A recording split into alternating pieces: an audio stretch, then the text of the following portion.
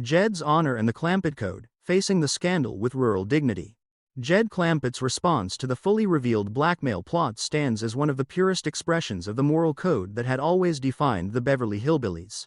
When the manufactured scandal is at last laid before him, the photographs, the recordings, the demand for $1 million. The threat of public exposure, Jed does not respond with panic calculation or institutional maneuvering. He responds with the quiet, absolute dignity of a man whose sense of right and wrong was formed long before oil or Beverly Hills entered his life. The sequences that unfold around his decision to do the right thing allow the series to explore the collision between rural honor and modern leverage with a clarity, warmth, and comic precision that remain deeply moving. Buddy Ebsen's performance in these scenes is a masterclass in understated moral authority, and the ensemble rises to meet him with the full range of their established characterizations. The moment of revelation is staged with careful dramatic weight. Colonel Foxhall, the photographs, and the elaborate narrative of predation are presented in the Clampett living room before the assembled family. The language of the blackmail remains elaborately moralistic, the scars upon the soul of this sweet simple maiden, the sanctity of her boudoir brazenly invaded. Jed listens without interruption. Buddy Ebsen plays the listening with extraordinary stillness. There is no explosive reaction, no immediate denial, no appeal to lawyers or publicists. The character simply absorbs the information, weighing it against the only standard that has ever mattered to him, the standard of personal honor. When he finally speaks, the words are simple and absolute. He aims to do the right thing. The nature of that right thing is the sequence's central revelation and its richest source of comedy. In the logic of the confidence game, the expected responses are limited payment negotiation or legal counterattack. Jed invents a fourth path. Because the photographs appear to show him in a compromising position with a young woman, and because the young woman is unmarried, the honorable course is to marry her. The decision is instantaneous and irreversible. In Jed's moral universe, the appearance of impropriety creates an obligation that no amount of explanation can dissolve. The fact that the impropriety was manufactured is at this stage irrelevant. What matters is the visible breach and the visible remedy. The comic power of the decision resides in its perfect inversion of the blackmailer's expectations. Colonel Foxhall and his accomplice have prepared a modern instrument of leverage: photographs, headlines, institutional embarrassment, only to be met with an ancient instrument of resolution. The duel that Jethro had threatened earlier now finds its parallel in Jed's offer of marriage. Both responses emerge from the same code. Certain injuries must be answered not with money or publicity but with personal commitment. The series does not present the code as practical. It presents it as true to the characters who live by it. In the mid-1960s, when American public life was increasingly dominated by image management, legal technicality, and financial settlement, the Clampett's reversion to direct personal responsibility carried a quiet and powerful cultural charge. Granny's reaction to the marriage proposal deepens the portrait of the family's values. Irene Ryan plays the older woman's fierce protectiveness as it shifts without hesitation to support Jed's decision. The same woman who had once schemed to manufacture a cooking celebrity in order to secure a husband for Ellie Mae now stands ready to accept a manufactured scandal as the basis for Jed's own marriage. The consistency is absolute. Granny's loyalty is not to abstract justice but to the concrete obligations of kinship and honor as she understands them. The series allows the audience to see both the absurdity and the integrity of that loyalty. Jethro's response is predictably the most theatrical. Having already claimed Emmeline as his own and challenged Jed to a duel over her, he now finds himself confronted with his uncle's superior claim. Max Baer Jr. plays the moment of recognition with a mixture of shock, residual jealousy, and eventual acceptance that never loses its essential sweetness. Even in defeat, Jethro remains incapable of true malice. His earlier determination to fight is not forgotten, but it is absorbed into the larger family decision. The young man's romantic imagination, so often the source of pure comedy, here becomes a lens through which the audience can watch the family's code operating in real time. Ellie Mae's quiet presence provides a necessary counterpoint of emotional clarity.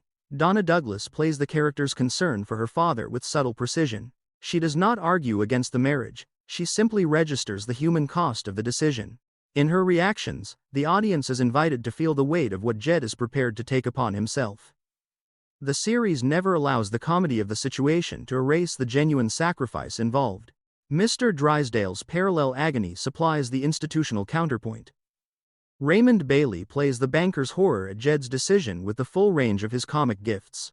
The carefully prepared financial and reputational threat is being answered not with the expected negotiation but with a personal commitment that no amount of money can easily undo.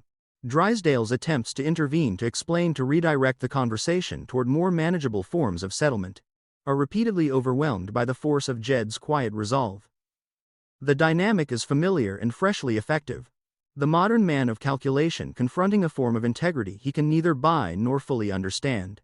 The broader thematic work of these scenes is substantial. The Beverly Hillbillies had always been a show about the persistence of older value systems inside the modern world. Here that persistence is tested under maximum pressure. The blackmail plot is designed to exploit the family's wealth and their vulnerability to public narrative. Jed's response renders both the wealth and the narrative secondary. What matters is the visible breach of honor and the visible restoration of it. The series does not suggest that this response is wise in any conventional sense. It simply observes that for these characters certain questions still feel as if they must be answered in the language of personal obligation rather than institutional leverage. The technical construction of the sequence deserves attention. The writing allows Jed's decision to emerge with complete naturalness. There is no lengthy moral debate, no weighing of alternatives. The character sees the situation, applies the only code he has ever lived by, and acts. The surrounding characters then respond according to their own established natures, generating a full comic ecosystem of support, alarm, misunderstanding, and eventual alignment. The result is comedy that feels both inevitable and deeply revealing. Performance choices throughout the sequence elevate the material to a high level. Buddy Ebsen's ability to convey absolute moral certainty without a trace of self-righteousness is essential. His Jed is never preachy, he is simply incapable of acting otherwise. Irene Ryan's fierce energy, Max Baer Jr.'s open-hearted confusion, Donna Douglas's quiet concern, and Raymond Bailey's institutional panic complete a tapestry of reactions that feels fully human. The ensemble work is seamless. As the offer of marriage is formally made and the blackmailers confront the unexpected consequence of their own scheme, the sequence reaches its temporary climax. The confidence game has been met with a form of integrity it was never designed to handle. The photographs remain damning in the public sense, the personal response has rendered them almost irrelevant in the private one. The series holds these contradictory meanings in simultaneous suspension, allowing the audience to enjoy the collision while still feeling the deeper affirmation that runs beneath it. In the end, Jed Clampett's decision to face the scandal with rural dignity is less about the specific remedy of marriage than about the larger refusal to allow modern forms of leverage to redefine the terms of moral action.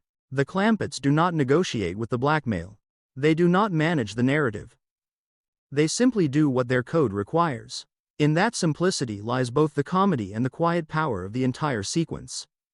The modern world may traffic in images, headlines, and financial pressure, but the Clampett family continues to traffic in the older currencies of honor, obligation, and face-to-face responsibility. When those currencies are placed in opposition, the series suggests the laughter that follows is never entirely free of admiration. The sequence leaves the audience with a renewed sense of the family's essential nature. Wealth has not corrupted them. Publicity has not frightened them. The most sophisticated confidence game yet mounted against them has been met with the same quiet integrity that had always defined their response to the world. In that integrity, the Beverly Hillbillies once again finds both its humor and its heart. Jed Clampett, standing ready to marry a woman he does not love in order to restore an honor that was never truly breached, remains one of television's most enduring embodiments of a moral code that refuses to calculate its own advantage. The dignity is real, the comedy is real, and the affirmation of character over circumstance remains as steady as the man who embodies it.